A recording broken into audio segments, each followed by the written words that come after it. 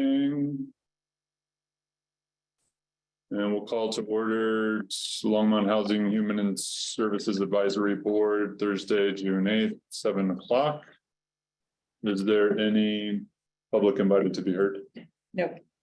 No, thank you. Minutes from May 11th. I see nothing that needs to be corrected, so I'm gonna advise that we accept the minutes. I move we accept the minutes. But I don't see, as I say, I don't see anything that needs to be corrected.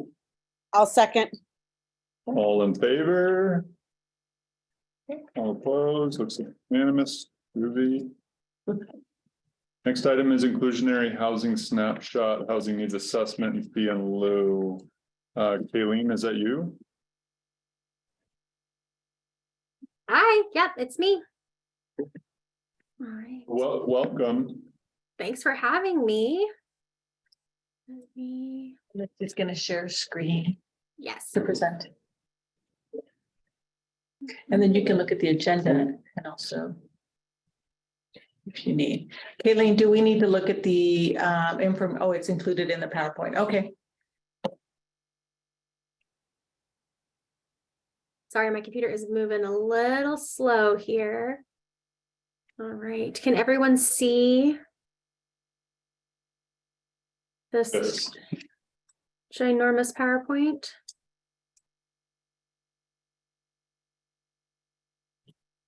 Yes, you're good. Okay, perfect. Well, my name is Kayleen Whaley. I am one of the staff members for HCI. Tonight, I'll be presenting the 2022 Longmont Housing Report is kind of what we're calling it. So we'll provide an update on inclusionary housing for the year and the initial results of our housing needs assessment. So jumping right into the snapshot here. So we continue to move forward towards meeting our countywide goal of 12% of all housing units being deed restricted as affordable. I am super pleased to announce that we're just about halfway to our goal. To date, 6.5% of our units are deed restricted as affordable in perpetuity. And then we've got some really great projections, as you can see, if you take a look at 23, 24, and 25 of a good number of units coming online. We're just keep moving forward and trying to work towards that goal. Kayleen, can you do me a favor and arrow down on your PowerPoint, please? An arrow down. Yeah. Or put it in present mode, because right now it's kind of in work on mode. Is it not showing in present mode? You're showing us your side, not the presentation. Okay, let me mess with it. Thank you guys. So here's, Was that you? sorry, there's always technical difficulty. Okay, so I was gonna say that you get that your. I'm sorry. So change it, share the different screen. yeah, new share. This one, Let's see. is that No, working? There we go. Okay, you guys getting a Now you're showing the full? presentation. Okay, thank you. Sorry, cut me off sooner. I'm just ready to go. All right. Let's see. Okay, so fee in lieu. So as most of you guys, I think, are fairly familiar with, one of the compliance options with IH is that you can choose to pay a fee in lieu of providing on-site units. We were able to collect $469,294 last year in fee in lieu, and then we took those dollars and immediately turned it around and reinvested it into other projects. Over the next couple of years, you can see a massive spike in what we are anticipated to get in fee in lieu. And this is because in 2020, 2021, a bunch of development projects came online, and they are just about getting ready to start selling. And so we'll start to see a big uptick in fee in lieu. So these estimates are based on building permit data. They are subject to change as market conditions change, but to date we have collected, I'm going to read the exact number here. $731,511 in fee in lieu. And so we are moving in the right direction towards what we were estimating. All right, so then dollars invested. So through investment of federal, local, and leveraging dollars, and leveraging is defined as developer matching dollars, which is what we kind of require for most projects, and ARPA funds, we were able to provide gap funding for 205 units this year. So we're very pleased about that. And then I kind of touched base on this a few slides back, but we have 7 compliance options, and developers continue to choose the fee in lieu. It's our most popular option. 56% of residential development projects have selected this option, and we anticipate it will just continue. And then as many of you might remember, we updated the previously approved sales price calculation methodology at the end of 2022. And this methodology change allowed us to account for additional ancillary costs and changing market conditions that just weren't originally accounted for when the program started in 2018. And they were impacting affordability for home buyers in a kind of a negative way. So we made some adjustments and presented that to you guys at the end of last year. And the preliminary results are actually extremely promising. We saw 10 middle tier units close in 2022. And this is a big improvement from what we reported to you guys last year, which was that all of the developers that entered into a middle tier agreement between 2019 and 2020 came back and said, hey, the market doesn't let us sell the homes at this price anymore. And so we're going to have to switch over to the fee in lieu. So it's not as many units as we originally had projected years ago, but 10 is better than 0. So we're happy about that. All right. And so most of the data sources that go into creating this crazy spreadsheet you guys see in front of you were updated recently. They get updated annually. So we update our sales price annually. So what you guys see in front of you is kind of our anticipated sales price based on kind of those preliminary findings. I am actually going to introduce Deb Calise. She is the housing investment manager, and she is the whiz on this spreadsheet. And she would be able to just kind of high level kind of explain what the difference is showing between 22 and 23. Deb, are you available?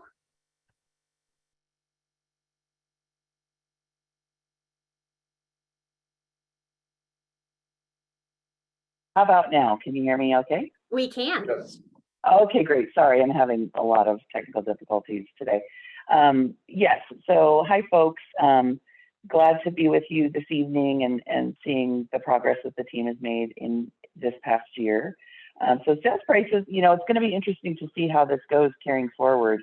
We are up against a natural market. And so I thought was very interesting this year when we looked at the median price between attached homes and detached homes, the attached prices actually went up about $30,000 and the detached prices went down about $10,000 in the median price.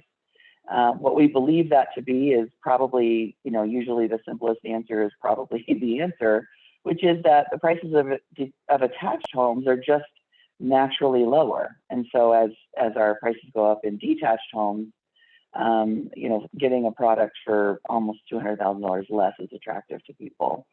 But what's also interesting is you can see that so the bottom corner in red, what that is those are the price ranges that contain or are completely above the median price. And there's no point in us incentivizing for things that are naturally in the market at the median price because they're out there, right? So if they want to build a 4-bedroom, 120% home, that's fine, but it's probably, but they need to take a hit on that because the prices of those homes are just over the median price anyway. So that's what the sales price did this time. And so our experiment seems to be working in that regard. And it was great to see when I was reviewing Kayleen's slides this morning. I was like, oh, that is really amazing that we weren't able to do any middle tier projects, and then suddenly we could do 10. So that's just not a result that I was banking on, but that's really good news.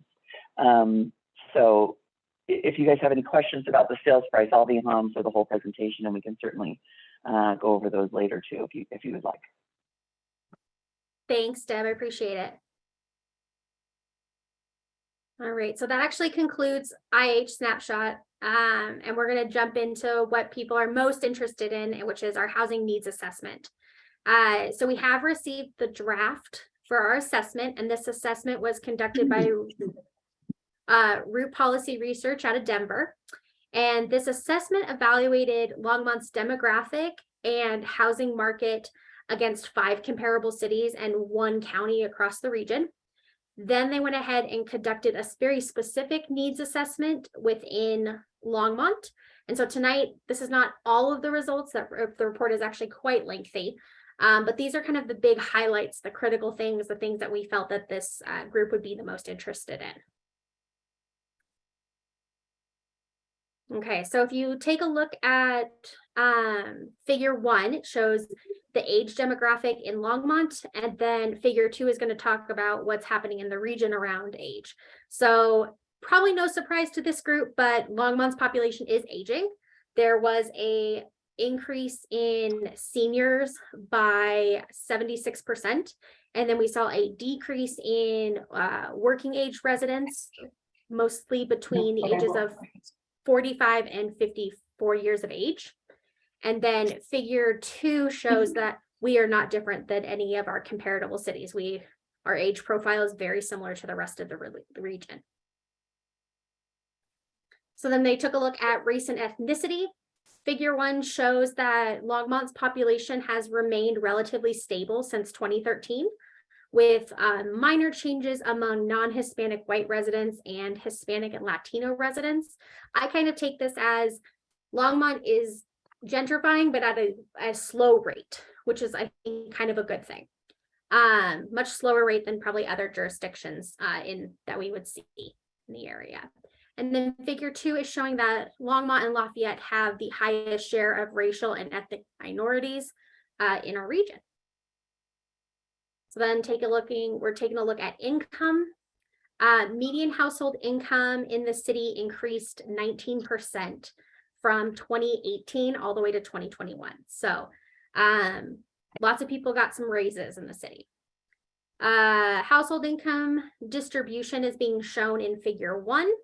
And the study found that home owner households with incomes above 100,000 increased from 36% to 52%. And then if you jump to the graph just below it, where we're looking at renter households, what you're going to see is you see this upward shift in renter incomes. Root is equating that because of a number of factors, including things like lower renters being pushed out of the market. So lower renters having to move to other cities, an influx in higher income renters, middle and high income renters remaining renters rather than jumping into home ownership. And then the possibility that people that were already renters got some raises. And so that's causing the trend to change. I have a question, Kayleen. Yeah. And I'm not sure if this is even feasible, but what this sounds to me is that we are slowly but surely becoming older. I can neither confirm nor deny that statement.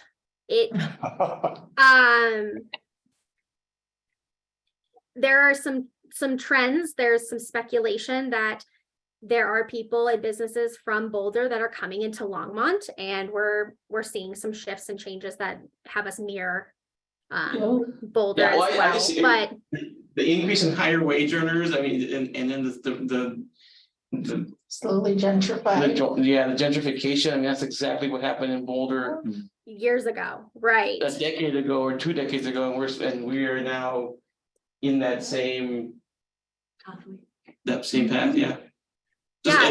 Just an observation. Yeah, I think that's a good observation, especially for the work that this group does, is maybe taking some lessons learned and deciding how we want to handle something that we watched Boulder do many years ago. So, but yes, that was some of our thoughts as well when we read through the data. But in the region, Alberto, our incomes are still relatively low compared to our peer cities.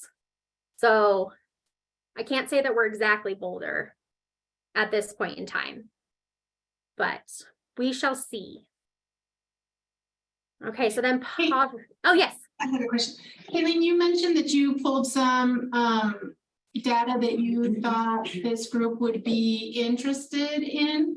And this report is pretty dense. Yes, it is. It is for people that would like to see the whole report, is it available? Can you make it available for everybody? We will after we go to council on the 27th. It will definitely be available, and you guys can After tear the this 27th. after the 27th and tear it apart and look at all of this Perfect. stuff. Yeah. Okay, thanks. So poverty rate. So high level for the poverty outlook here in Longmont is poverty rate decreased by 2 percentage points. Yeah. Which is fantastic.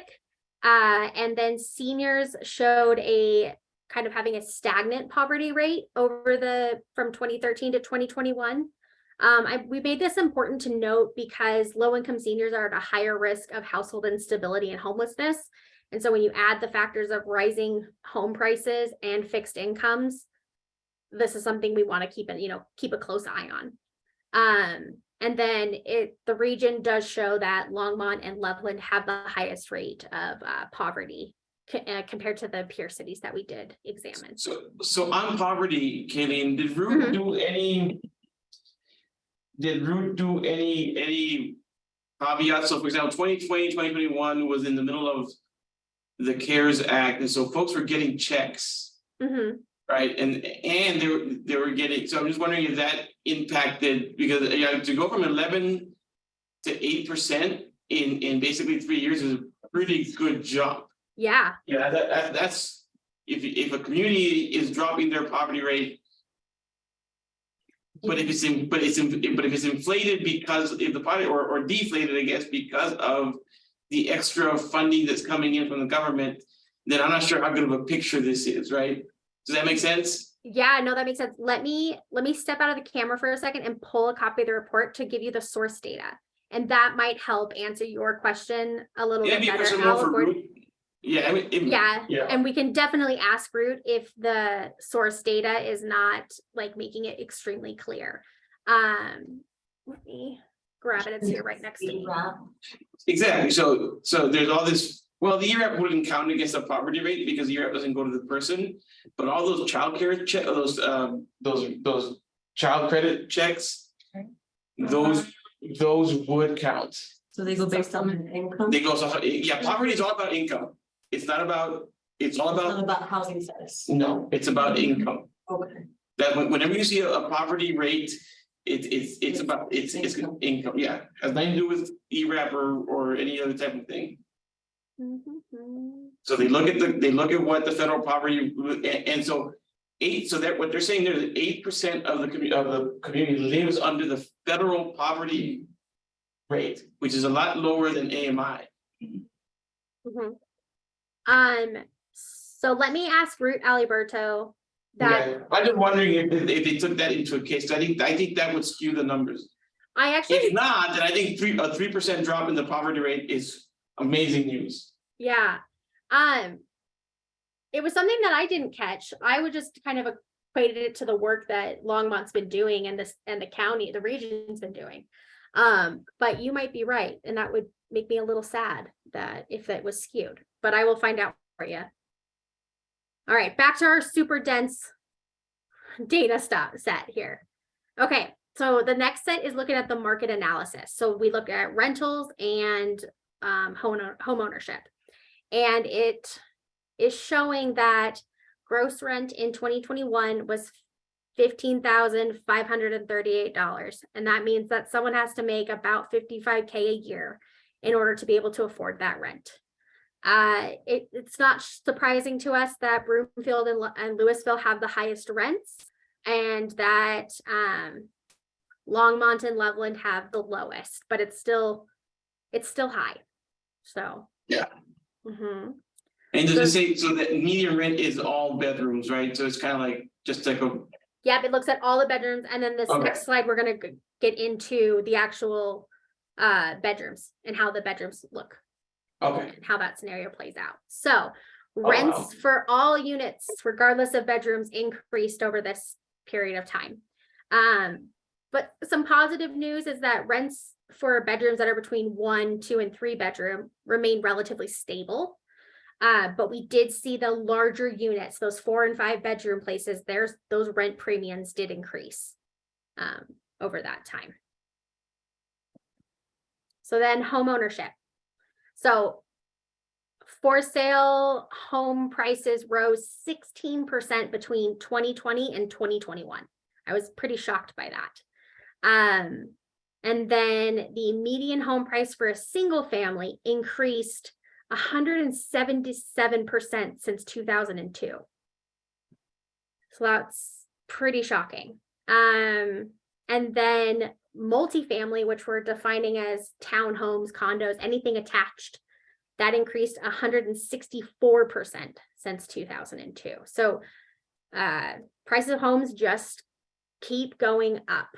And so what Root pointed out is that when you add in rising interest rates in the market, which is what we've been seeing over the last year, and rising prices in the region, it's making it more difficult for renter households that are ready to move into home ownership it's making it difficult for them to save for a down payment and get approved for a mortgage, which is the things that we've been seeing in our office, but the report is just kind of confirming that of what we were already seeing. So then the actual housing needs assessment. So they covered cost burden, and then what we actually need for rental units and what we actually need for homeowner units.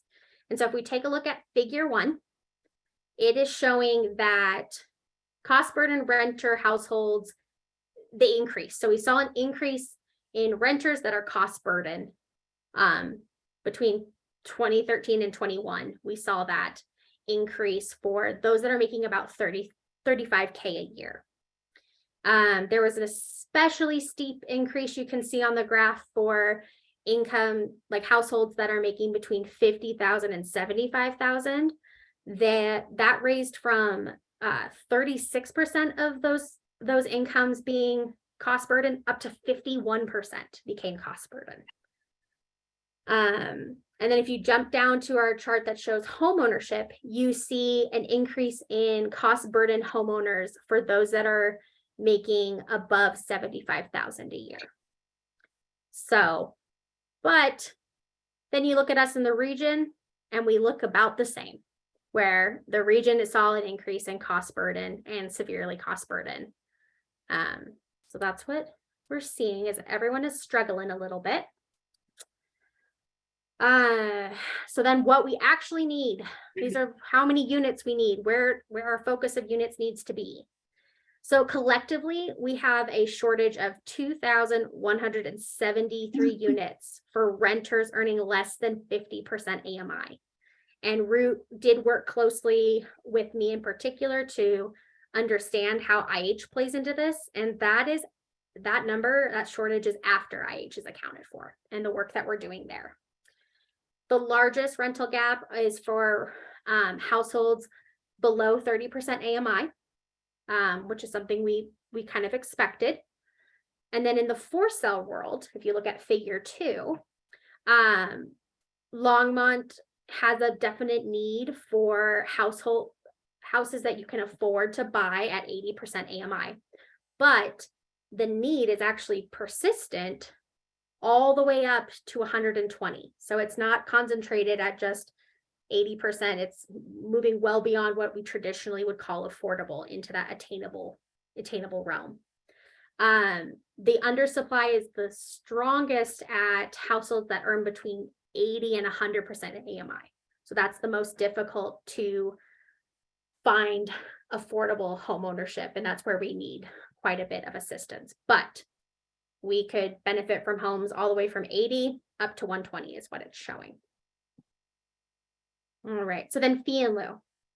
So Root is taking a look at our fee in lieu rate and how it compares to the region. I'm very excited for this data. Unfortunately, it didn't arrive today like we hoped. So I don't have it to share tonight with this group, but when we go to council on the 27th, we'll have that and we'll kind of show what we're doing, what the region is doing, and kind of go from there. So that's everything, and that's a lot of information crammed into a presentation. So are there any other questions right now? I have a couple, Kayleen. I'm curious, what's the plan on how to spend this dramatic increase in fee and lieu funding in the coming years? Do you see these projections here? The 91 units in 2023 and 24 and 25? Yeah. Right now, it'll be to help those projects, as well as we'll have more money to try and bring in more projects. So we've got some ideas in the work and some conceptual things that we're kind of working with our office, with LHA, to try to see if we can spend that money to get more units. I know we're looking at some rentals scenarios that are kind of interesting, as well as some home ownership in the for some for sale as well. So that's what we're going to use it on. And then really that's what we're going to use it on. More units. Okay, and so for example, under 2025, you say equals 3,066. Is that your estimated total number of units? No, see, 205 units projected. As of today, we Okay. have a project that has we have 3 projects, and those 3 projects will equal 205 units. But it doesn't mean that we won't see that number. The 3,066 number is actually the number of deed restricted units we have in the city total. That you will have. That you That we will will have. have. Yep, that we Right. will have. And That's the the, projection. right, and the goal is 5,400. Yep. That's to get it 12. See, but I've always had a question about that, Colleen, like, you know, for example, now that we're building Mountain Brook, right? And Mountain Brook has VCPD and has Habitat, which is great. Mhm. But is 5,400 a static number, or is it dynamic as, Right. Because if you're going off percentage, or did you, when you all did, when the city signed on to the affordable housing regional plan, did we say is 12% of what we had in, whenever we signed it? I guess. From the information given to me from my predecessor, that's a static number. Until It was, if we signed it in 2017, it's 12% of 2017 number. So we're not gonna count the Mountain Brook development against this, right? Got it. Okay, that's fine. I just wanted to make sure that that's what that was. Could the county decide to change that? Yes, but as of best information to my knowledge, it's static. So, related And to it's that. our own, that's our own Longmont goal too, within the regional partnership. So I think it'll probably stay the same through to 2035.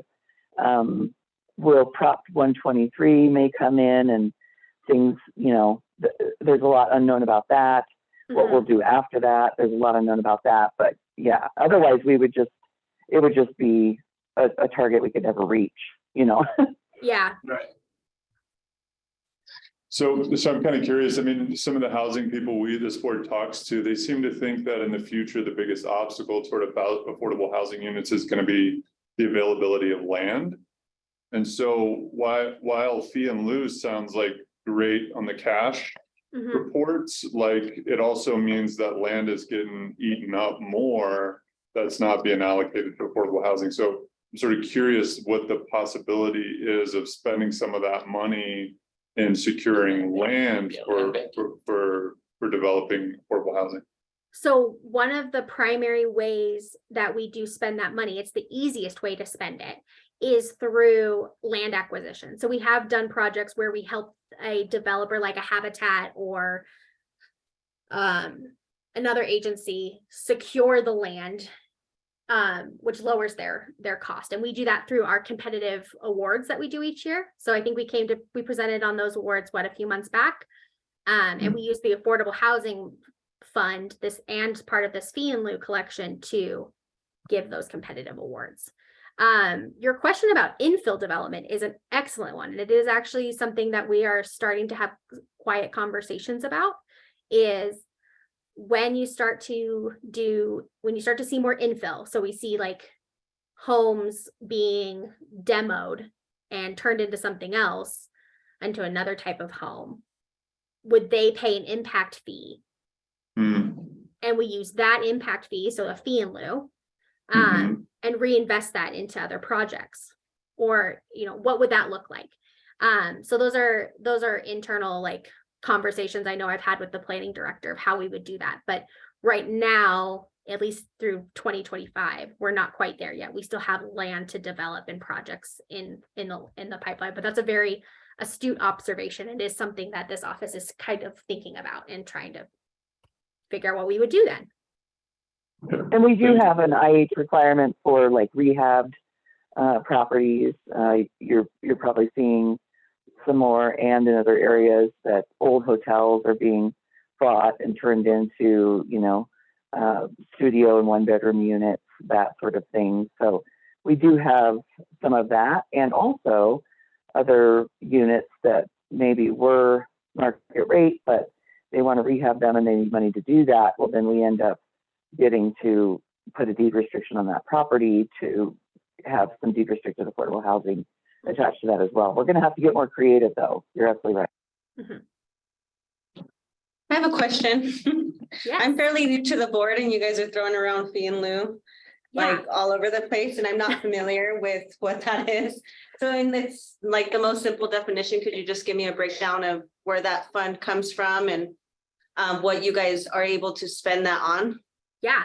So fee in lieu or fee instead of on-site units. So every residential development, I can't say every, but most, like 98% of residential developments, if you come in and you want to build some housing in Longmont, you have to meet this inclusionary housing requirement. You've got to provide 12% of the units as deed restricted affordable. However, we are a flexible and understanding city, and so we give you several options. And one of those options is to pay a fee. The fee is $1.90 per square foot for rentals, or $7.90, excuse me, for sale. So they're paying essentially they're paying an impact fee. They're choosing not to do this, so they're gonna pay us a lump sum when they come in for their CO, and then we take that money and we stick it into our affordable housing fund, and we then spend it on developments that are doing affordable housing, whether we buy land for them or lower their development fees by paying a portion of those, or that's really the primary ways that we do it. But that's what fee in lieu is. And how often do you see these these properties popping up who promise to provide these affordable units, but then turn around and just decide to pay this fee instead?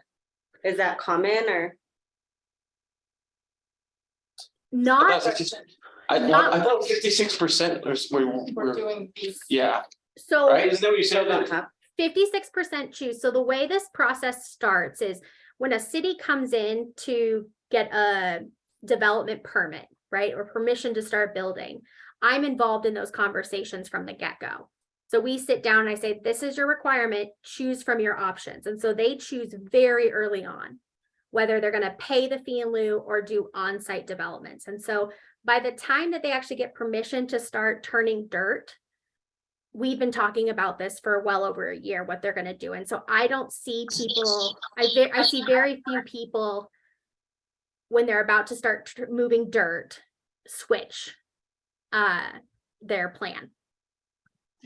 Does that answer your question fully? Yes, Okay. thank you. Yeah, no problem. We're getting into the weeds here, which is great. I'm just trying to make sure I can explain what I do pretty well. Yeah.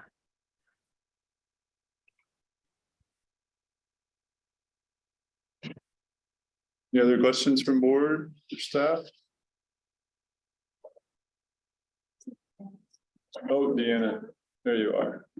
Yeah, sorry, I just got back from my kid's baseball game, so I'm running in late, but I just had sort of a philosophical question that I wanted to ask about the concept of fee in lieu. You know, so I lived in Chicago before I moved here, and the city was really trying to transition away from building complexes that were solely low income, right? And the concept of integrated housing was to provide, you know, housing that people could live in where there were all structures of incomes. Those neighborhoods encouraged development in terms of businesses coming in that were nice businesses trying to market to people who had more money. Like there's an obvious philosophical reason for not building what we call projects, right? So I don't know if that figures into any of this in discussion of the fee in lieu, because it seems like a lot of these developers are, am I right about this? A significant portion are opting out of meeting that 12% requirement and instead just paying the fee. So I guess I'm concerned that we're creating the situation where we're incentivizing just building housing that is like a project type housing. Okay, yeah, that's a great philosophical question. So I can say with confidence that I meet with the developers one-on-one that come into the city, and I actually see them actually trying to make the numbers work, trying to make the math work to try to do on-site affordable, whether that be the whole project, a portion of the project. They're really trying, because I'm seeing the development community being acutely aware of how much of a need we have, because a lot of them are impacted by this as well, where they also need some affordable housing, or their staff needs affordable housing. So I see them really sitting down with me, looking at their pro forma, trying to make it work. And there are market factors that are outside of our control, like lending practices, cost of land, that are making it very difficult for someone who doesn't specialize in this to do this. And so there's a lot of philosophical ways you can look at a fee in lieu. A fee in lieu it tends to be used for one of two ways. It is usually your fee in lieu can be priced so high that it makes doing the on-site units look more financially beneficial because it's so high. Or your fee in lieu can be so low that you're not getting your on-site units, but you have an agency such as our office that is collecting all of that revenue and reinvesting it into projects that specialize in this and that are able to get the funding and the property management and just the understanding to build whole communities or portions of a community that meet this range of prices. So there's a philosophical discussion on how does Longmont want to use its fee in lieu. And that would be something that I'm hoping we can start to have a conversation on once we get the information from Root on what our fee in lieu looks like in the region. And now that we've done this for 5 years, what does Longmont want to use its fee in lieu for? What does the market tell us that we're going to have to use it for? You are absolutely right. We always want to see integrated communities of incomes. That is just good planning practices.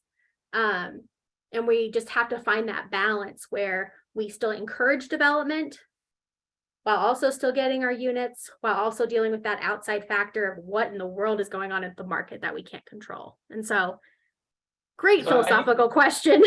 Well, I think it is not just a philosophical question, Kelly, it's a political question, because I remember the fight I don't know how many councils ago, they got rid of the inclusionary housing. 2007. 11. Right? And so this council fought hard to bring it back. Because there's a lot of political pressure from developers, from a lot of folks in the community, not to have an inclusionary housing. And so I think it's both philosophical and in reality, it's a political, economical question where, you know, the developer's saying, if we don't have fee in lieu, we can't do it, right? Because to your point, Kelly, the numbers don't add up for their developments. Not every developer can make this work, even if they want to, and they know how important it is. I haven't run into a single developer that we've worked with in Longmont that isn't trying to make it work in some capacity. And like, I mean, they all sound sad when they call me and say, we have to do the fee in lieu, like they're bummed. Which is shocking. When I got hired, I didn't think that was going to be the conversations that I was going to be having. But yes, the community is aware, the development community is aware that we need to do this and we need to do this somehow. And so, Well, and to the point, you Mhm. know, it's great that we take this fee in lieu money, but by the time we turn it around and create affordable housing for people, it's not quick enough versus having these sites already being built and these homes already being ready to where we can actually move in families and make a difference. We're just taking this big chunk of change and sticking it in a stockpile and then buying land that sits for 15 years. I don't know, however the land sits. And then by the time we build something, you know, I'm thinking of it in that way. And I'm thinking of this fee in lieu money and I'm thinking, well, how do we meet the need now? You know, it's fine and dandy that we're making plans for the future, but how do we meet the need now? so I can say with confidence, we spend just about every dime of that fee, that affordable housing fund in the that I've seen over the years. We invest that money as almost as quick as it comes in. Sometimes we commit money that we're not quite, you know, we don't have quite this yet. We are trying to move as quickly as possible. And the land that we purchase doesn't sit vacant for 15 years. Don't worry about that. Like we're talking 2 tops because time is money, both in our office and in the development community. We are moving as fast, but the development process from start to finish, you're right, it does take some time. We're talking anywhere between 2 and 5 years. When we start giving money, awarding those affordable housing funds, these projects are moved quite along in the process where they're getting ready to actually come in for city building permits and the concepts are all there. And so we're trying to move as quick as we possibly can, but you're right. Can we turnkey? Could we buy units that are already built? That's another political and philosophical question. How do we want to use this revenue that's coming in? And that's a great thing for this board to bring up. Could we look at doing that? Is that possible? Is it always going to go towards new construction? Great conversation and things to think about and bring up to Molly, to Harold, to other council members. But right now, the easiest way to use the funds is through land acquisition and helping them with new projects. Caitlin? I was just gonna say, I mean, I think some of the funding for some of these things, right? Like we've got multiple sources of funding. So the fee in lieu is one, Yes. but we've also talked about in the past, like we've got other funding at like from the federal government as well as the state of Colorado that comes through that we allocate for things. And so those things don't necessarily, a lot of those actually have to be used in different time periods. But I think the last time we were talking about doing rehab on existing properties, and that costs quite a bit as well, right? So like, it's a question of like, is it worth it to rehab something to bring it up to current codes versus building something new that's in current codes and designed around, you know, specific needs of a community that it's serving. So like we have some that are specifically targeting single adults, some that are specifically targeting families. Whereas if we, you know, if the city purchases things, there's not necessarily as easily like matched to those multi-use like complexes that can be used that have like social workers on site or a community center on site because not all of the like existing units would have that kind of thing. So I think like, at least to me, it's important like that to know that the city actually just has multiple streams of funding. Yes, we definitely do. We have, and our affordable housing fund being a local fund has the least amount of stipulations compared to the other federal ones. But it is a great conversation now that we've had this program and these funds are starting to come in to talk to council and be like, how do you want to use this money? Like, what do you guys want to see? Do you want us to start rehabbing more rehab? Do you want us to do more construction? These are great conversations and questions to ask to see what the direction is.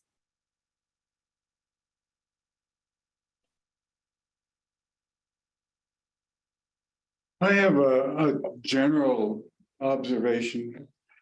Mhm. And that has to do with entrepreneurs and developers. Their goal or their interest is their personal good, mainly their income. Mhm. And quite often after they finish their project, they roll up their tents and take off and leave the city with the problem of maintaining roads and police and all that kind of stuff. And in a sense, we're subsidizing them, right? When the city of Longmont, and I'm talking in favor now of the housing thing, when we do work, it's for the public good, Mhm. not personal good. And we're here, we stay here and we maintain, and we're here always, we're not gone. Mhm. And so it would seem to me we should emphasize that and stop listening to developers and entrepreneurs. They're gonna whine anyway and complain, that kind of thing. Mhm. The other thing too is, as I drive around Longmont, I see a lot of parks, there's nobody in them. There's no children playing, summertime, no children, no people walking around. I'm wondering if there are some parks that just aren't used. And couldn't they be used for housing, for affordable housing? It's already owned by the city of Longmont. And that bothers me because, and secondly, we have another big pile of land. It's called open space. And in certain places in open space, there's some affordable housing.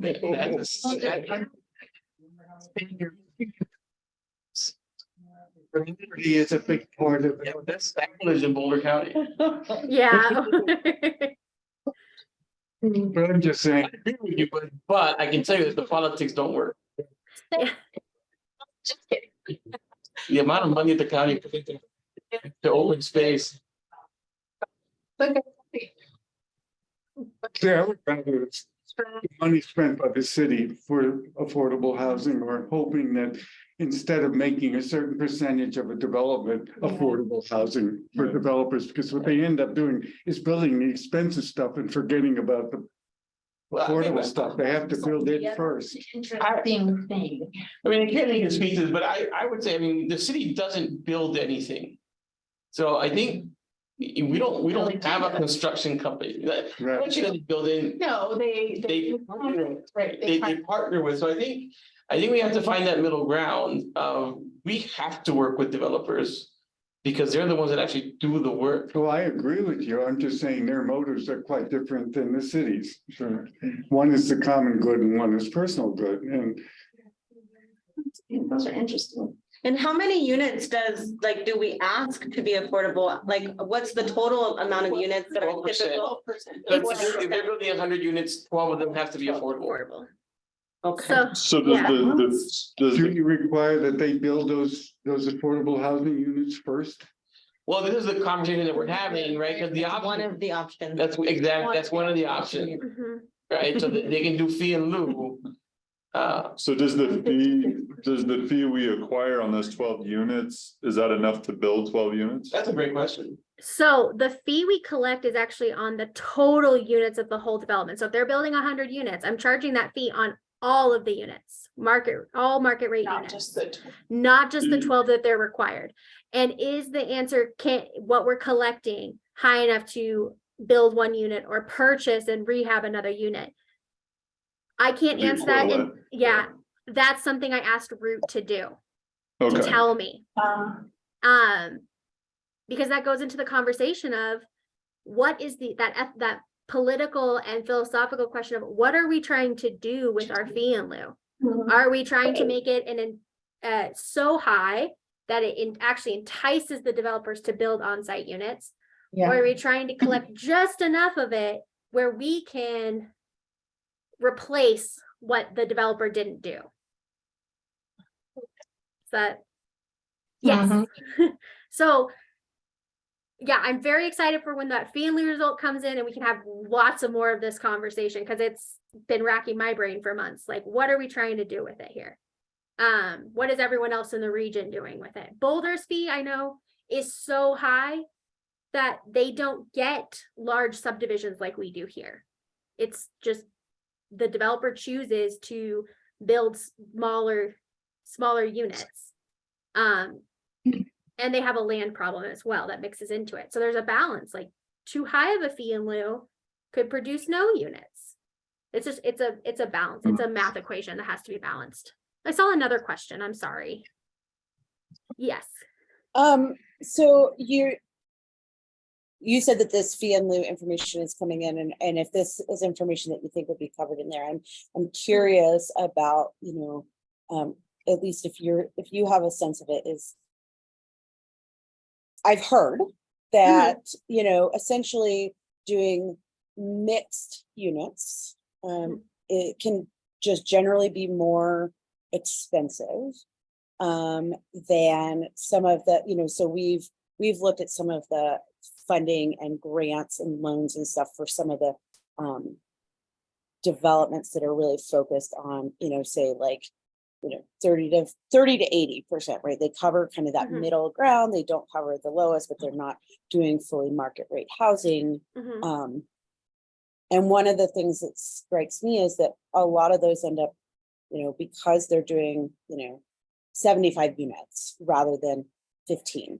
They are getting more, they're getting like state funding. They are getting developers that are essentially donating their time ahead of time before they get paid. Like there's just like different math to it. Is it actually more expensive? Is that correct? Like, is it more expensive to put 12 affordable units in a market rate development than it is to do, 48 of them? So that's a good question. So I'm not a 100% of a developer or an expert in this, but we have been working closely with a conceptual project, and this conceptual project has been kind enough to kind of share their pro forma with us to help us understand like the ins and outs and the things that make a project. So all the factors and components that go into a project. And one of the things that actually can make an affordable project very expensive is lending practices. So a bank might view too many affordable as kind of risky, and they won't give as big of a loan. And so there's like a magic number where they want to do the affordable, the bank wants what they want, the land costs this, the utilities cost this, the vertical infrastructure. It's a fluctuating equation. And so I think it just depends on the project, really. Like it just depends on the project, where it's being built, who their lender is. It's not straightforward, and from what we've seen so far, it's always fluid. And it literally changes from week to week. So all I can say is it's complex, but there is a way eventually to get to the right equation. And that's how we're able to get, projects like Chrisman or Xenia or these other, these 205 projects that we have successfully seen, is we played the game with them and trying to figure out what is the right formula. So. Got it. Yeah, it's not clear. It's clear as mud. Yeah, I mean, part of this comes from like having talked to somebody who was like, oh yeah, we wanted to build affordable units, but all, based on the sizing or, zoning or whatever, the affordable units would have to have all electric, no gas. Whereas like the market rate ones, we were going to run gas too, but then it became this whole thing of like, how different are they? How do you adjust like the utilities for it because the requirements on the affordable ones, because they didn't want to have people paying $500 for their natural gas bill in an affordable housing unit, right? So, just so And that kind of was where that was coming from. So I really appreciate the detail you're able to give us, and the not complexity, straight. yeah, and the complexity is why you'll start to see partnering with certain developers because they do this. They are well versed in building affordable and they understand the nuances and the peaks and pitfalls to be careful of. And so that's where you see some affordable developers standing out above others that are just coming into this arena. So anyways, I digress. You guys could get me talking about the philosophical things for this all night. So any other questions?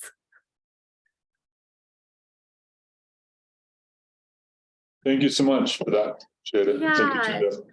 No problem. Well, thank you guys for having us. And please email us with any other questions that you might have, and we'll send that report out when it's available and at the end of June. Thank you. Thank you.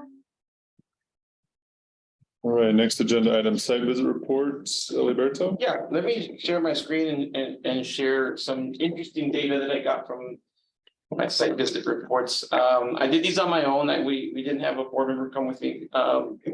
So I did the site visits and the desk audit, and it was interesting. These two agencies is a tale of two cities, right? It's how different they were. And they're both doing great work. Don't get me wrong. I'm not in any way devaluating the work that they do, but I do want to share with you. We're gonna leave it though. Give me 1 second. I'm sorry. Okay. It's right here. All right, so I'm gonna go back and I'm gonna share this screen. I'm gonna talk about CPWD first. So I'll talk about the desk audit. And the CPWD is a very large agency, of course.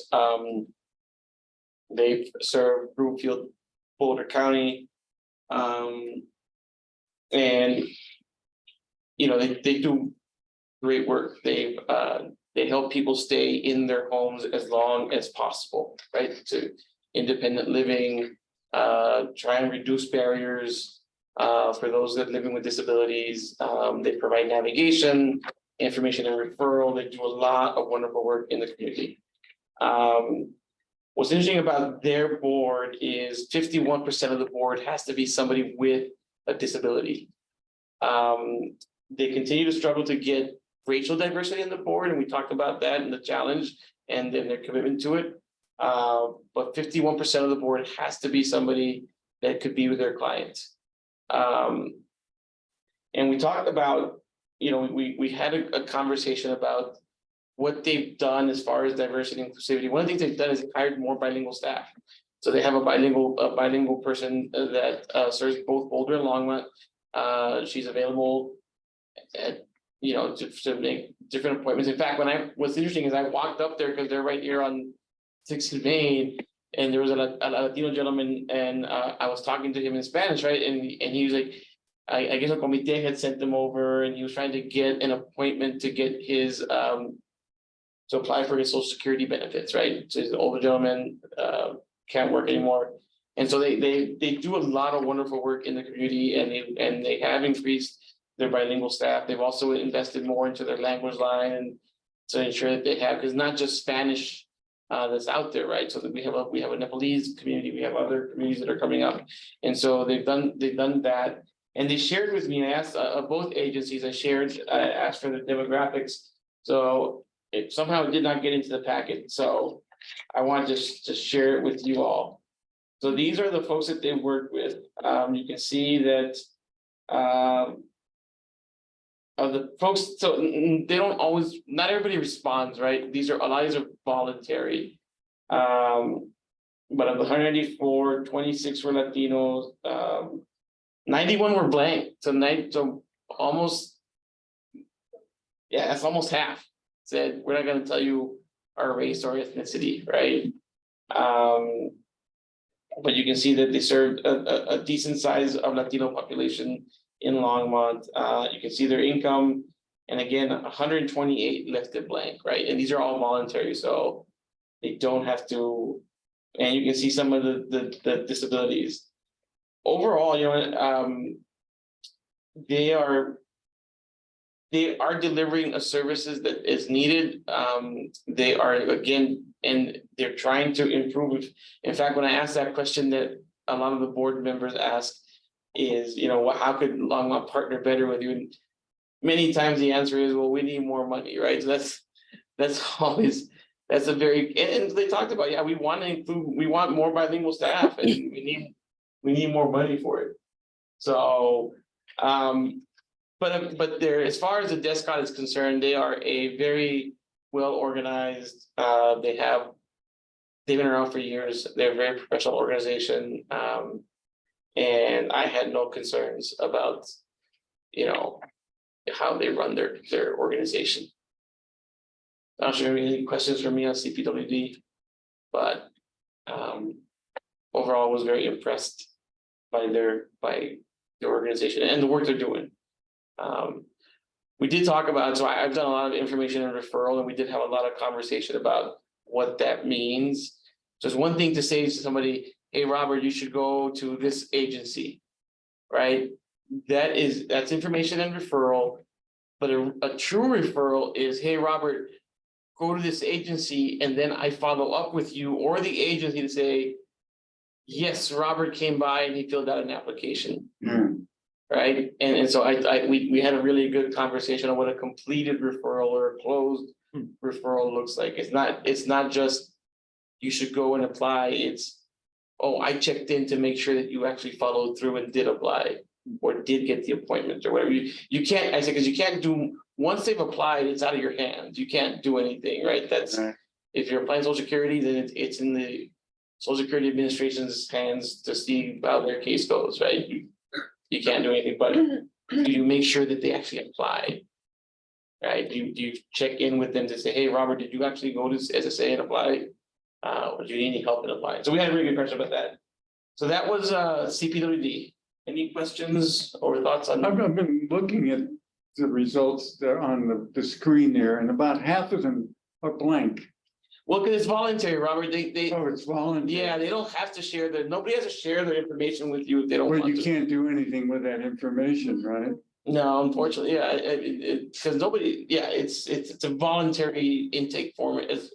I think, and there might even be some federal law that says you can't mandate someone to tell you. I'm just curious because almost in every case, it's more than half.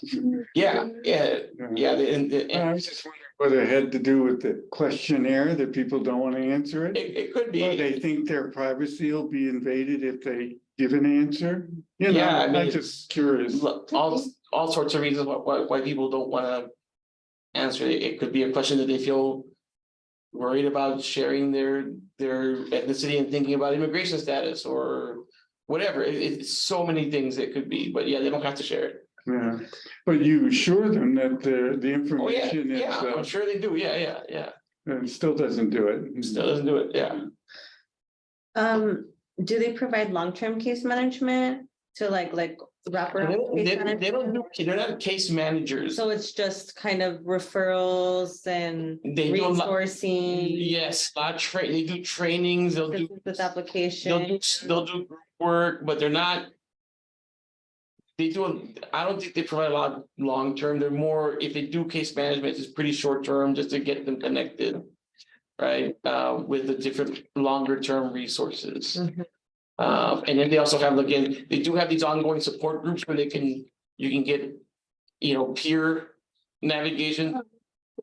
Yeah, like peer support. They do have these ongoing group support things.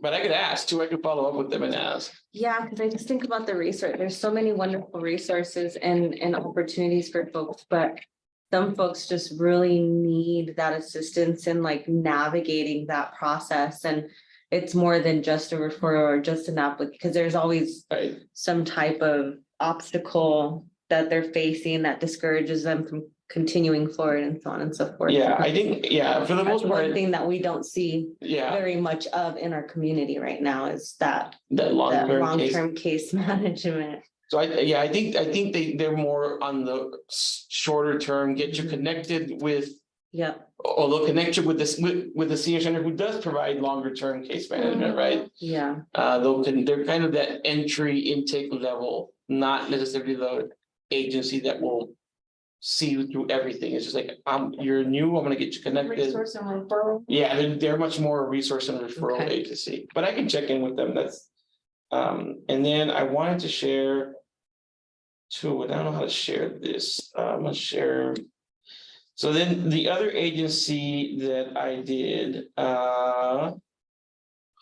was Home Ahead, and this is a completely new agency. And interesting that we funded this agency. You know, typically we don't fund grassroots agencies, right? Home Ahead's pretty new. And typically we don't fund those agencies because they're kind of unproven. We don't know if they're gonna be around very long. And so when I did this site visit and this desk audit, it was like, I mean, they basically have nothing. They're working on it and they appreciated the conversation that we had. I gave them a lot of suggestions and things to look at, but they don't have personnel policy manual. They don't have a lot because it was just a bunch of volunteers that started together. And typically this board doesn't fund those. This year we did, but you know, we typically don't. We usually fund agencies that have a track record and have been around for a while and are well established because they're working on everything at this point. And they're connected with the nonprofit cultivation center, or which is great that they have that coaching from a larger statewide organization, but they're still in the process of, you know, getting all their ducks in a row. But they're wonderful people. They're working hard. But you know, their executive director is pretty new and they hired a program. So anyway, we had a really good conversation. And I asked about the same thing about, you know, I mean, their board is a bunch of volunteers that are just got together. So they're no racial diversity at all on their board. I mean, they're just these friends that got together to do this work, right? They knew each other from church and they just, in fact, a lot of their partners are churches. So they came from church together to do this work. So we talked about the commitment of the city and our partners to have their racial agreement. They're working on it, but they're pretty new. So I asked them how they're doing. So just so you know, in their contract, they had projected that they were going to serve 25 people from the city of Longmont. Well, we're in June and they've already served 33. So they've already met their contract obligation to us. And they're going to continue to serve, right? And so they gave me their demographics because I told them that the board really wants to see demographics and who they're serving. So you can see 39% identified as Hispanic, Latino, 6% decided to not answer, and 54 identified as white. So for Longmont, you know, yeah, we see that the need is the racially diverse of their clients, right? Yeah. So you see some of the other stuff, and you can see who they're working with in between. So they're not a homelessness provider. They only work with people once they're housed. And they showed me their and again, all volunteer grassroots agency, not somebody we typically work with, right? So somebody, Hope sold them an old truck. They have a volunteer mechanic that keeps this thing running. They have one of those Running on hopes and prayers, huh? basically, and they have one of those you know, those containers, those like ship containers that you can. Yeah, well, no, it's bigger than a pod. It's one of those like actual ones that you put a big rig, you know, it's a big container. They have it at St. Andrew's Church in Boulder. And they walked me through it, and then they have like two other. So when they're getting ready to deliver, they got to go to because they have everything in different places. So they have to go to their storage units or somewhere. Then they got to come back to the church and pick up stuff, and then there's stuff in the church. All of their household their kitchenware and all that stuff is in a storage room inside the church. They make these kits, they put it together, and then they go, and then whenever the volunteers are able, they go and deliver and set it up for folks. Yeah, it's a pretty cool organization. I Yeah, remember them saying, I asked them if they had trouble finding furniture and stuff. That's not the problem. Mm-mm. There's used furniture everywhere. yeah. Well, but they have tightened up, well, we did talk about that, they have tightened up their like we're not taking people's trash anymore, we Yeah. want good stuff, but yeah, I mean, the desk audit didn't go so well only because they're so new, I mean, I just don't have anything. How do they do outreach? So they don't do any outreach, Okay. okay, because the ones that do outreach are everybody else, because they're the ones that get referred to, so they try not to do outreach, right? Yeah. Right, Because they couldn't meet the demand. those other groups. Right, so they only meet the clients and get this information once the clients are housed. Find out what they need. Yeah, they take no part in getting the clients housed. But once the client's housed, the in-between will call them and say, hey, I got a family of 4 and we need beds or whatever, and then. Dining room table. Right, and then they'll work to do that and make, putty their little truck. Full of stuff to the in-between. So yeah, great people, wonderful people, a lot of work is needed on the organization and they recognize that. Are they looking for a centralized place to like put everything or they're? Yes, oh yes, they would, if the city has a building that we could Oh. use. Yeah, I mean, they're, it's a lot of back and forth to try and get. Yeah, no, they asked me if the city, I'm like, I don't think the city has anything like that, but. I don't know. I don't think we have anything like that. Put some open space.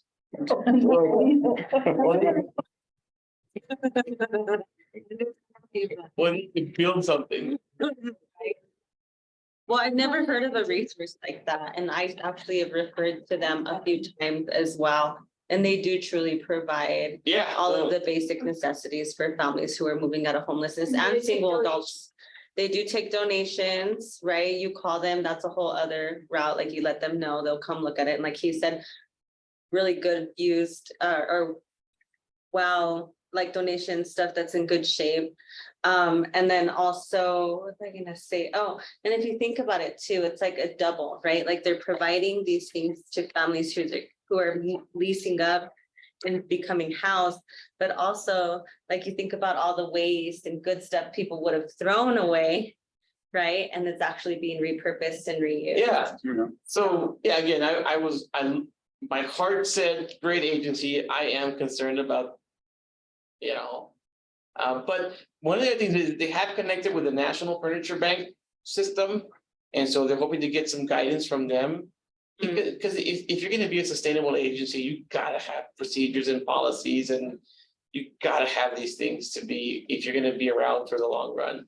You have to move beyond that grassroots.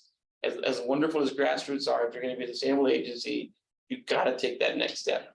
And so they're working on it. So I am cautiously optimistic that they will, because they've connected with this national, they're pretty excited about that. The National Furniture Bank system. So they're gonna get, ideas and help from furniture banks throughout the country. And also get stuff they need maybe from. Right. Maybe, for me, I think the But important according to thing, what I can tell, there's plenty of used Yeah. furniture in town. I think for me, the furniture they're getting, what they need is the guidance and the support to make sure that The structure, the structure, exactly, and that's what they need. they need to build their foundation. Is it a Right. pretty big church that they come from? What church is it? I mean, St. Andrews has been around for a long time, it's a Oh, Presbyterian, it's St. Andrew. yeah, it's a Presbyterian church in Gotcha. Boulder. And they're very supportive, I'm not concerned about where they are now, but yeah, it's, and the other piece too Maybe is, build something. it's burnout, right? When you have these small grassroots, Yeah. everybody's doing everything, you're always concerned about burnout, right? Because they're doing everything. I mean, the board members are picking up stuff, they're rolling up their sleeves and going and filling up the truck. I've been a part of a board where it was a working board. Oh, yeah. It's hard. It's hard. Yeah, we were just, our church just purchased Stonebrook Manor. in Thornton. It's a wedding venue. It's beautiful.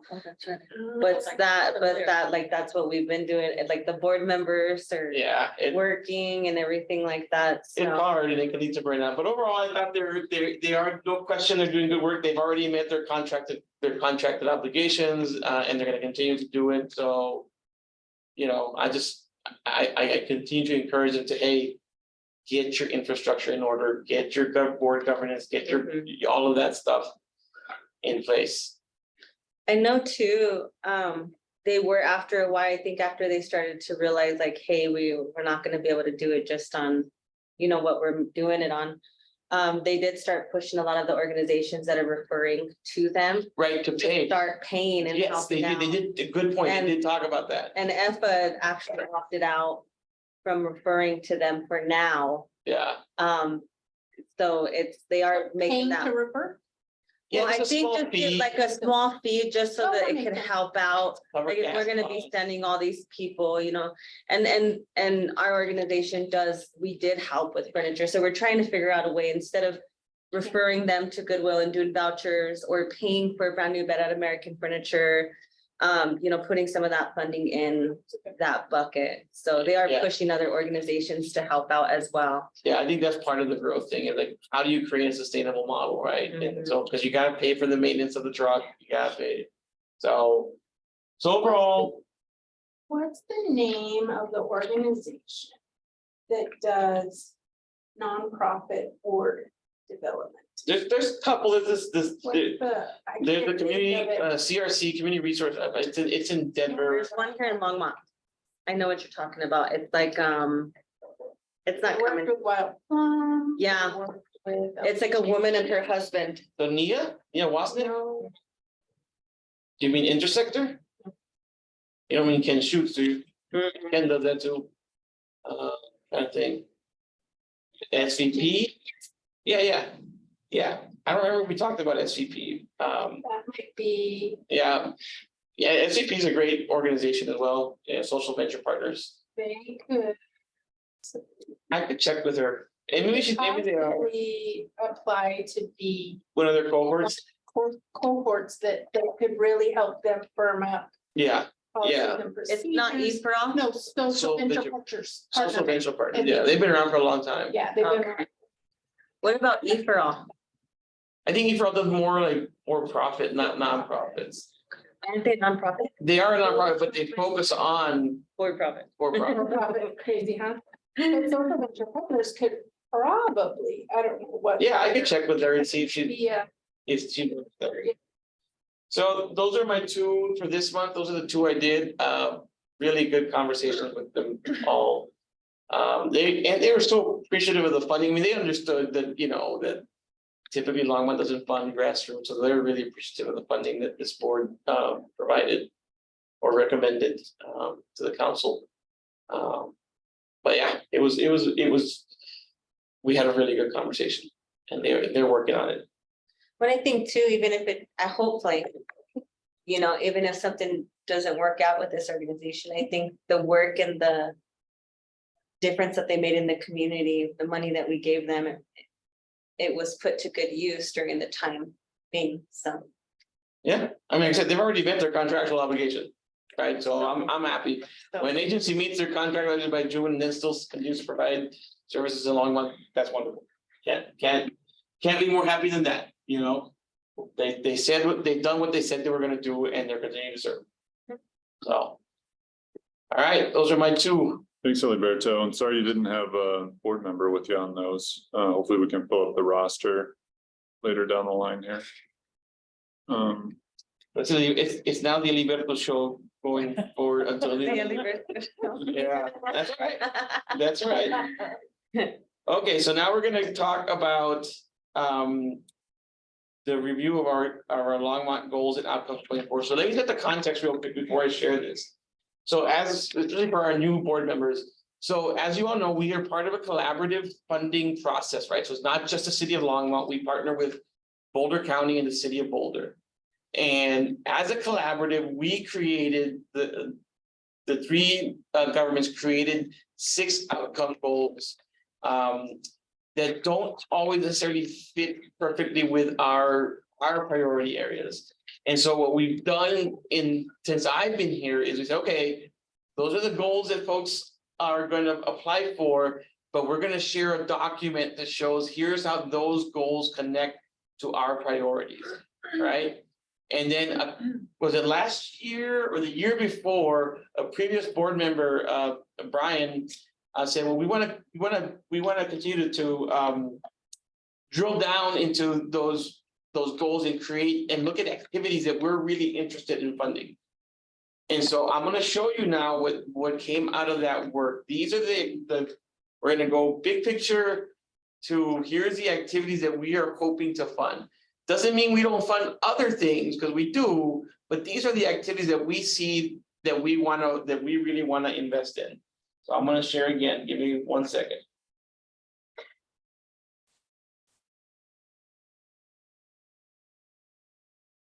See if I can make it bigger before I share.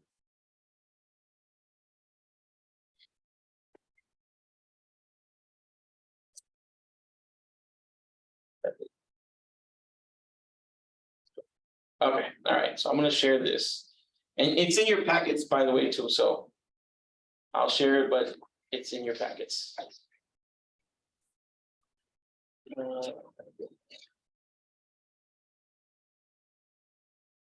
All right. Okay. So these on the left side of this chart of this table is here's our six. Here is our six priority areas, right? These are the 6 priority areas: is housing stability, self-sufficiency and resiliency, education and skill building, health and well-being, food and nutrition, safety and justice. These are our 6. The middle chart, or the middle column, is these are the 6 goals or 6 goal areas that are in the application. That were, so Christina, we agreed to these, Karen and all the leaders said, okay, so these are going to be our 6 goal areas. So increased ability, so they're a little broader, right? More verbiage. And we said, okay, so how do these connect, right? So where do these fit in our priority areas? Because if you guys, when you are reviewing the applications, there is a section that you will see what they chose. Okay. Yeah, you will see this, that they chose one of these statements, right? And so for example, let's look at health and well-being and food and nutrition. They don't have a food and nutrition, right? And so we combine our 2 priorities to that one goal statement around increasing positive physical, mental, or behavioral health and well-being, and increase healthy behavior, direct health care, wellness, food security, or nutrition. So they didn't separate health and well-being from food and nutrition. They keep it together, but we separate it, right? So this is more just so the agency can apply. And then you can see on the right hand, those are the activities that this board said, okay, so if these are the goal areas and these are our priority areas, what are the activities that we're looking for in each of these? So we have increased housing stability, increased housing opportunities, increase this in the housing area. So for example, Home Ahead falls into that housing stability, right? Because if you get your furniture taken care of, then that makes you a more stable household. Mm-hmm. So that's an activity that we said, okay, that fits. So every year, Christina and I are gonna look at these applications and we're gonna decide, okay, they might have said that they're this, but what really do they serve? So for example, let me give you one that has been tricky for a long time, and that is the shelter, the safe for rate shelter, right? So Shelter, right? the safe shelter, safe for rate safe shelter. It's like the safe rate. So they've always asked us, why don't we fit in safety and justice? And because they provide legal help, right? And the answer that Karen had for the longest time, and I agree with her, is like, yes, you do provide legal help, but really what you're asking fund is to help you cover your sheltering costs. And so we're going to put you in housing because and what you do with it, and the main goal of their sheltering is to get folks out of the sheltering situation and into a permanent housing situation, right? So it's housing stability, which even though you do provide legal support, your main objective is to get people housed, right? To get them out of this DV situation into a safe shelter and then ultimately into your own permanent housing situation, right? So Christina and I will do a lot of that work together. Or we will do a lot of that work together, and and why it's important is because the board every year gets to decide what percentage. Now, if we completely change how we do the allocation formula, this may be different, but the board says we want to say that of whatever money we get, 25% of that is going to go to housing stability. Okay, so let's say it's $1 million, right? I'm just throwing out numbers, $1 million. So that means $250,000 is going to housing stability. Well, what the board has always decided is we're gonna have individual limits, and you cannot get more than 50% of that priority areas allocation, right? So if we say it's 25%, so that's 250,000 of $1 million, you can't get more than 50%. So that's 125,000. So if Safe Shelter applies for 150 and you all love the application and you score them perfectly, they technically should get 100% of what they're asking. But because you all decided that they were going to allocate 25%, and we made a rule that nobody can get more than 50% of that 25%, even though they asked for 150, they're only getting 125. So that's how it's worked the last few years.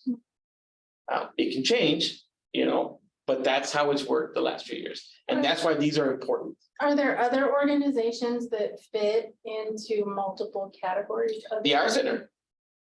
So the Hour Center, Safe Shelter. Intercambio. Intercambio, let's talk about Intercambio. We've actually switched. It used to be that we had them under education and skill building. But then the board felt, well, no, what Intercambio does is really provide more of that self-sufficiency. Their English classes aren't necessarily academic. They're more about helping people, help people go to the doctor, help the people, get better jobs, help the people, so we felt that it belonged more in the self-sufficiency section instead of the education. And we said education is really about more of that dedicated learning. So for example, a new agency that we just funded that we kept I think we kept them in education is the one that Calvary is doing. What's it called? It's Calvary Church. Right, Open Door, right? I think it's called Open Door. Okay, so Open Door, like Intercambio, teaches English, but they are very specific that they don't teach life skills. They are academic. They're about people getting their GEDs or getting into college, right? So we kept them in the education, right? Even though they both teach English, but it's really about what is it that their ultimate goal is in doing that activity. Does that make sense? So I just wanted to share. So we could change this if you all want to, but I think it fits our needs so far, unless we're ready to change it. I think I just wanted you all to see it and review it, and I could try and answer any questions if you have questions about it. Do you think we should change it? I think at some point, I think maybe not this year because we're so close to the application. But I think that we're gonna get to, when we get to number 8, we will talk about that. So One of the things I wondered, one of the things that I wondered, and I agree with you, we're so close to the application that maybe it doesn't make sense, but one of the things that I wondered is what would happen, or is there a system that could be developed where agencies could apply for a certain percentage in different categories? I don't know. we actually had that conversation last year, Did and you? Yes, in fact, we're gonna get to it in this next, yes, no, we did I that. don't know if that's totally nuts, but. Well, no, it's not nuts. It's, Sometimes nuts is, okay. no, It might be mind numbing. You know, It we- might It's be okay. It's really hard to figure out the formula, right, Caitlin? We'll leave it to Liberto. Really hard. I think we can figure it out. well, we had this conversation with Michelle. Wait, Michelle came in and facilitated that conversation, and that option did come up. Okay, good, maybe I'm not that. No, I think the board had this conversation. So anyways, I wanted to share this with you. Happy to talk to anybody more about this, but this is the work that you all have done over the last 2 to 3 years. This came from the board. And the board did this work and came up with these. And again, what's important for us is when you're looking at programs, right, where this really is important is when you are all evaluating the applications, you should keep this with you. And you see a program, well, does it increase? You know, what does it do if they're in skill building? Is it increasing social, emotional, and cognitive school readiness for children? So TLC, Wild Plum, they put in their application that their program will increase social, emotional, and cognitive, you know, so they're meeting what you all said we want done. So, all right. Any questions on this? No. All right. I'm gonna move on to the next. I'm gonna keep sharing. So we can get to It's not that fancy. all right. Thank you. Oh no, did I skip one? Where's the agency guidance? That's the next. That's the. Okay. So actually, I'm gonna go back real quick. I thought it was in the agenda, but it's not, but I do want to share it with you because this is an on. So really quick. You know, we've had conversations about racial equity questions and stuff. And in fact, this board added the first racial equity, well, not the first racial equity question there we've had in the application, but added that a question on the program level around racial equity. Well, that conversation has continued. And what I wanted to share with you is this document that you all have in your packet. These are questions that we are considering adding to this year's application around racial equity. In fact, I'm having a meeting tomorrow to look at these deeper and see how they align with what we have now, or do we want to create a new section, or do you want to create a branching piece in our application?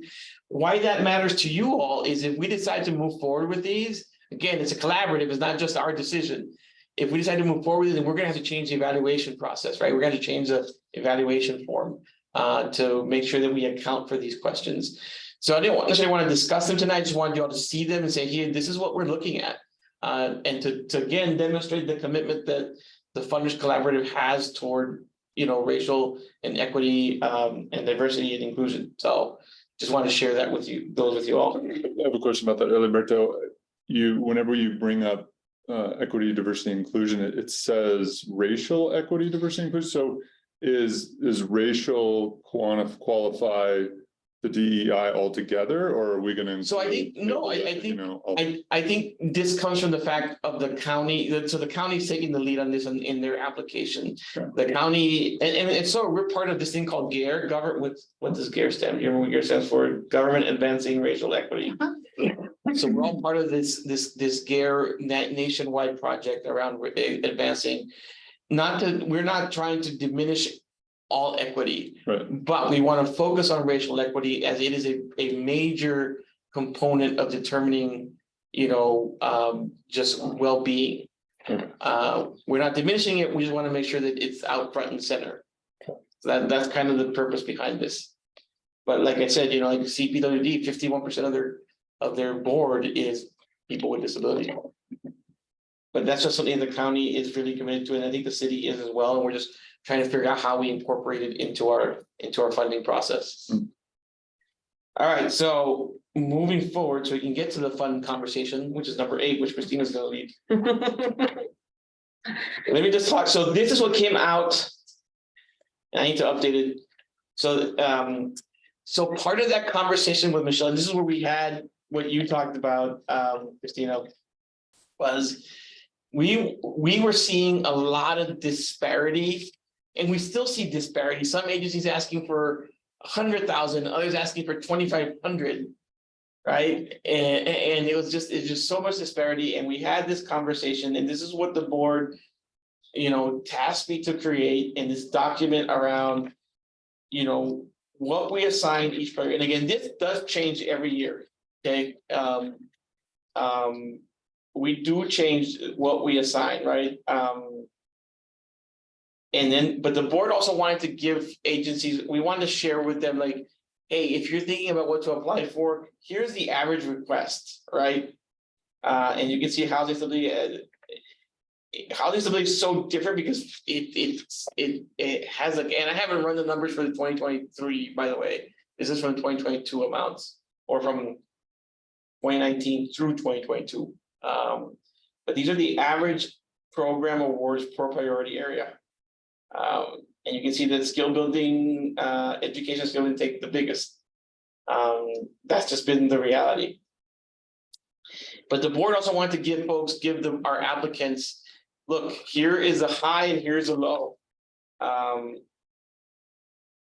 So we shared this document with them, with all the applicants. So the high average was 90,000 and that's typically because of safe shelter, and in between they asked for quite a bit. And then you can see safety and justice, the low was 2,000. Right. So this is where that conversation was had. And I think, so I don't want to beleaguer that, but I think the challenge that we've had as a board, or the board has had, is, historically the board did not want to tell people what to apply, like how much to ask for, right? And so even doing this was a stretch for the board, right? Where we actually gave them averages, highs and lows. The board has stayed away from telling agencies, this is how much you should apply for. But we wanted to give them more transparency about, like, here's the numbers, right? Here's the high and low, here's the average award, here's how much we dedicate. Not that the board has rarely kept to these percentages, rarely. Because again, the board doesn't want to control who applies and how much they apply for, right? So you could say, to your point, Christina, if the board wanted to, we could say, all right, so we're gonna set aside 25% of $1 million for housing stability. So we're gonna tell everybody 250 grand going to housing stability.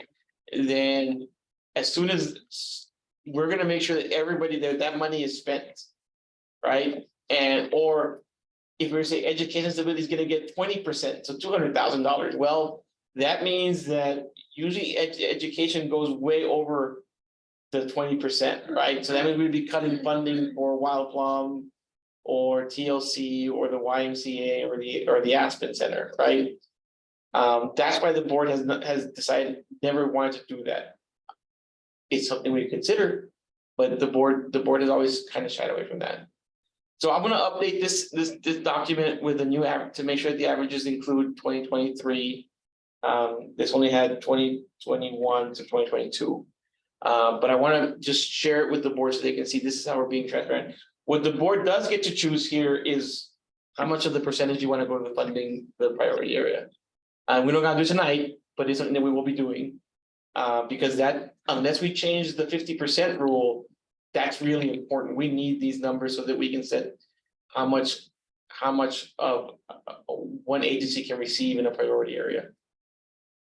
So, all right, so those are my 2 pieces or 3 pieces that I did. And I'll share it for you, Christina, because I got your memo up here, I think. Okay. I'll turn it over to you. And so the formula, like, for what folks can apply for, the percentages, is that somewhere for us to look at so I could better understand it? I could send you the formula. I mean, so you mean not what they can apply for, because we don't give them, there's no formula to what they can apply for. But there is a formula depending on their scores, and so I'll send you that document. Okay. Yeah, I can send you that. Cool. Thank you. Yeah. And we'll go over it again either in July or August. We have to decide Okay. what we're gonna do. We always do that. And I like I told, she was asking me about the timeline. Right. I always want to make sure that we have voted on our formula and our allocation process before you all get to see the applications. Yeah. So Kind we're of. gonna have some work to do in July and August. All right, I will turn it over to Christina. All right, there's a bigger sheet. Awesome. You can scratch that off your right. I asked her, would you print me one? Because mine got cut off. Some. Twice. Okay, so we talked about in April.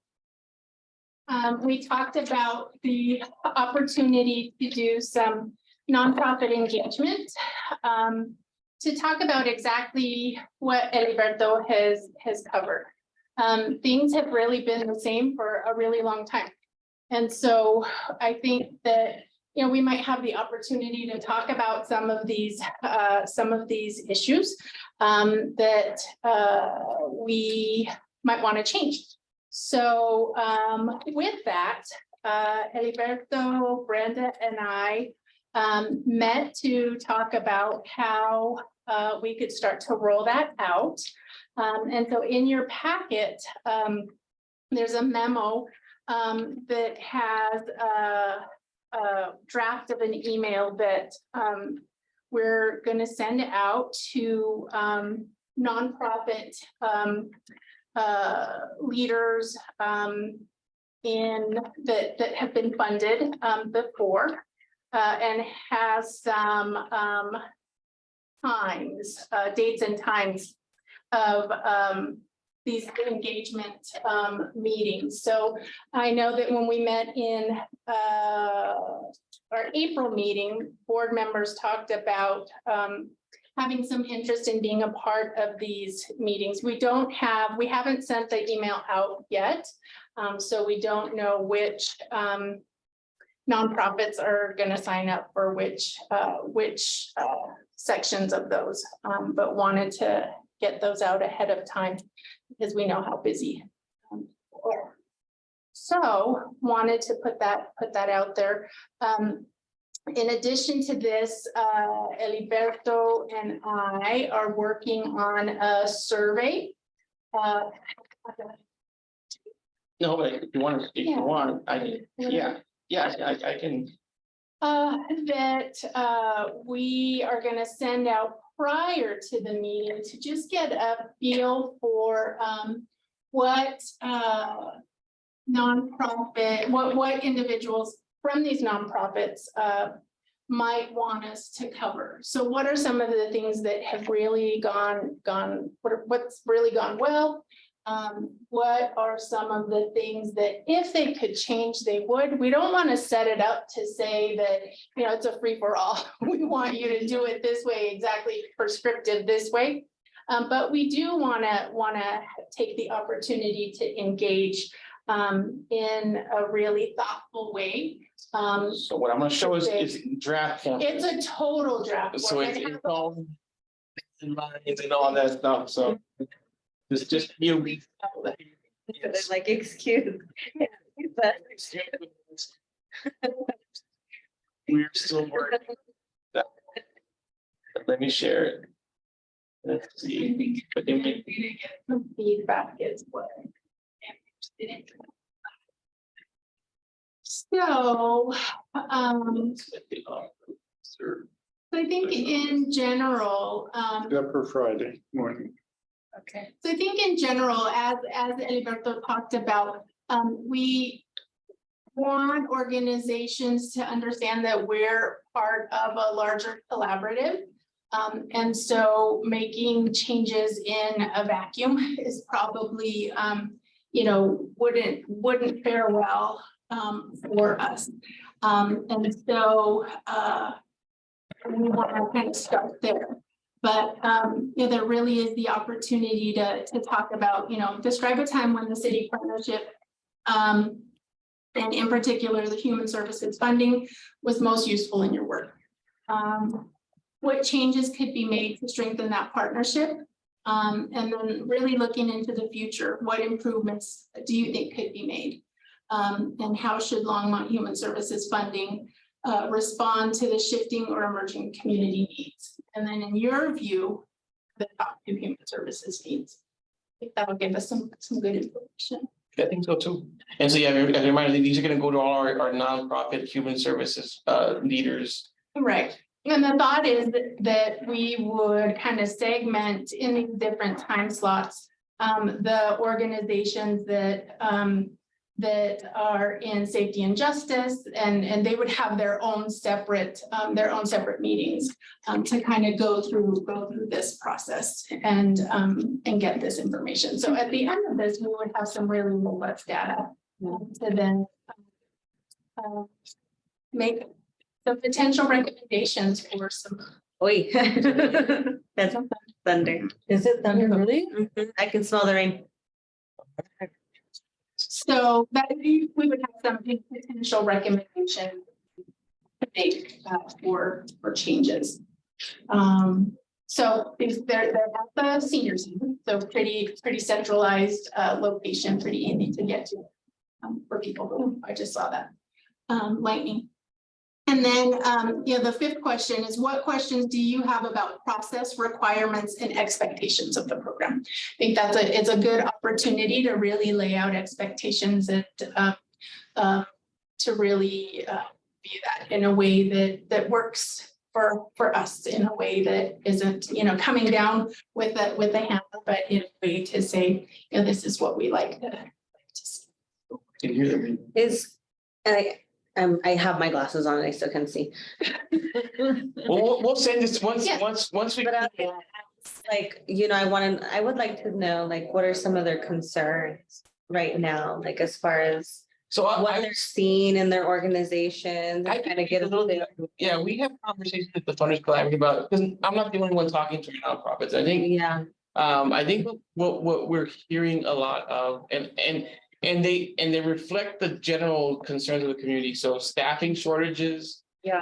Inflation, like we met with like our four, because we're looking at some ARPA funding. We met with our early childhood providers, and just the increase in cost for staffing. And I was talking to Hope, their cost in providing benefits has gone up. So there's just Inflation. the inflationary pressures and staffing shortages are the two big.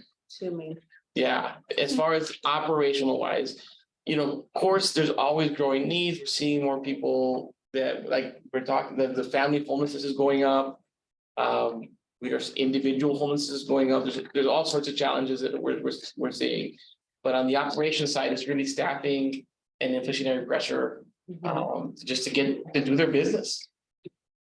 Yeah, so I would like to hear some of that, like, what are their concerns moving forward? What kind of sits with them at night, after they've gotten all the data? When did we hear the one for Blue Sky Bridge, they were losing what, $62,000? More than that, I forget. Yeah. Because it was federal funding that was going away. So yeah, shifting federal funding.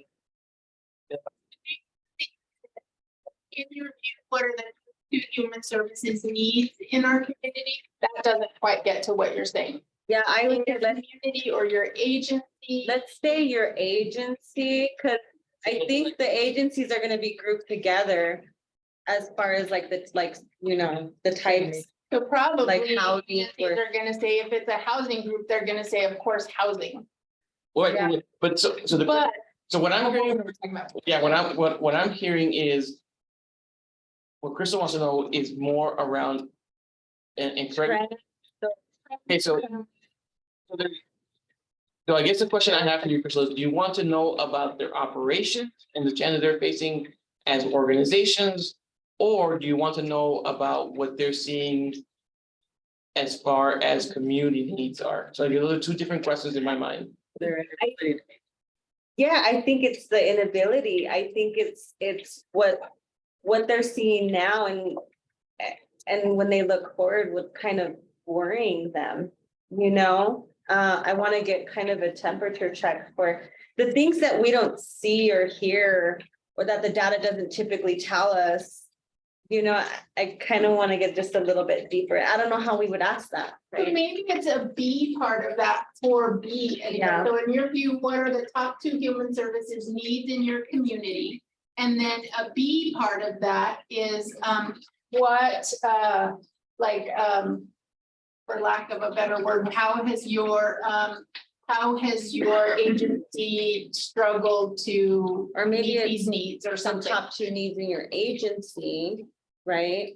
And then have them talk to us a little bit about the community that they serve, Right. right? Well, the reason that we asked the top 2 human services needs in the community is because we wanted to see if people would prioritize needs. Like, for example, if somebody provided education as a primary role in their organization. But they said that housing was the main need in the community. Then that really gives us some information as far as an allocation formula that we might want to consider. We have organizations that are providing food, addressing food insecurity, but they say that housing is a need. Then we might want to look at that a little differently. So I think we could ask both of them to say that we could work on 2 challenges in your agency and do both of them. Saying that kind of makes me think that maybe this survey also needs to go out a lot sooner than what I was thinking. Yeah, it does need to go out quickly, yeah, so that people can think about it, like send out the survey. And so maybe change the. Is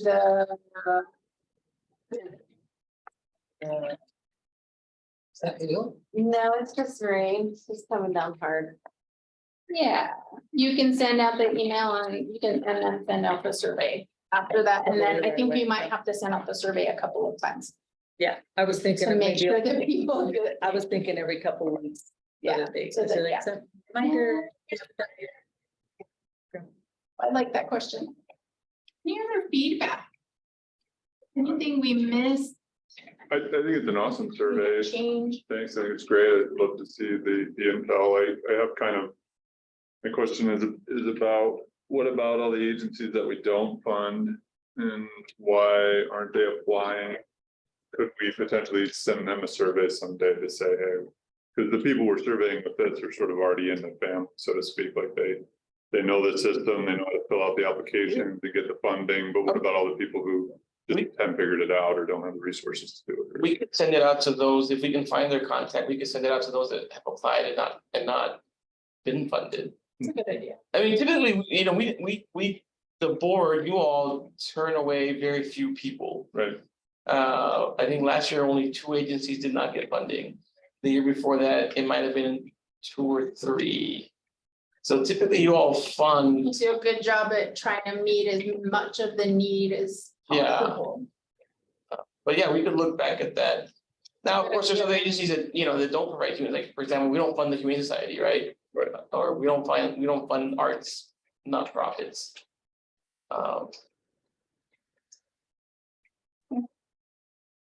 So do you think they should be part of these focus group meetings as well, or just something? We could invite them, I know they may choose not to come, but you could always invite them. I mean, they filled out the application at one point. Right, whether they receive funding or not. So like I'm thinking like Tech Pals and like. What was that, Hover Homes, they didn't get funded. You know, trying to think the ones that didn't get funded. We're asked to get funded. When the first time, but they got funded, Second round we funded them? yes, Oh, okay. yeah, well, now, yeah, you all funded them, yeah, you all recommended funding for them. The reentry initiative is the second one that did last year, I think. But they did get funded this year. It was the one that didn't, it was the law enforcement one that. Oh, yeah, the law, I yeah, don't remember the name. right, Exactly. yes, I know what you're talking about, but yeah, they didn't get funded. So we can add, okay. We can go back and look for them. I mean, they may not want to participate, but that's okay. Give an umbrella, right? So We need to have everything. so if you all want to take a look at your calendars and let Brenda know which sessions you might be available to participate. You don't have to do that now, but I mean, there's plenty of time in August. Now, would this be, these are public? So if three of you decide to go, then we need Yeah, to post then them. we need to post them. Yeah. And Alberto, if you ever find yourself going alone to one of these, just message, I just get so busy. That some of these Yeah, no. things don't make it to the top of my mind, but if you're ever going alone, message me and I'll try to jump in real quick and go with you. Yeah, no worries, it's fine. And I just want to add that we were a little bit constrained in finding space because the senior center is so busy and time frame wise, we wanted to squeeze them in before we started reviewing before the funding hearings. So we wanted to get them done. Yes. Any other feedback for Christina? Any other questions, feedback? I'm pretty excited about this process. I think it'll be definitely educational. And then, of course, next year, we're gonna jump into the larger human services need assessment that we're gonna do in partnership with Molly and her team. So. And if this turned out to be a totally bad idea, I'll take full responsibility for it. Alberto and Brenda had nothing to do with the idea. It's my bad idea. I think that's a wonderful idea. Yeah. Even if it's not a big turnout, I think whoever is there in the conversation and dialogue that we Could get, be a lot of headache. yeah. Usually that's what happens. I guess the last, and again, it's nothing that we need to discuss, we just wanted to share with you, these are still the agencies that we need to do site visits with. I can tell you that I had to reschedule mental health partners in Intercambio. We're still working on that because I had things that came onto my calendar that I couldn't, that I wasn't expecting. And I didn't want to just change it on here and then Yeah, so just so, I'll update it. yeah. Okay. So we've done, so far, we've done Blue Sky Bridge, we've done Boulder County Legal Services, Bridge of Justice, CPWD and Home Ahead, and then the rest are still open. For individuals to come. I just heard that there and I have hail on my, I was just gonna say, I was gonna ask do you know when Intercambio and mental health partners are being rescheduled too? No, I just had stuff come up that I had to, so we're just, Okay. we're just in the midst of doing it right now. We'll keep you- I was just gonna say, I am happy to do both, but I generally can only do mornings right now. Yeah, we can do so- more, yeah. Okay. Yeah, so just if you want to just connect with Brenda and we'll work around your schedules as much as possible. So I'll work around your schedules. Just let her know. But yeah, stuff came up that I had to reschedule. All right. Okay. I think we're to announcements. Wow, any other business or announcements?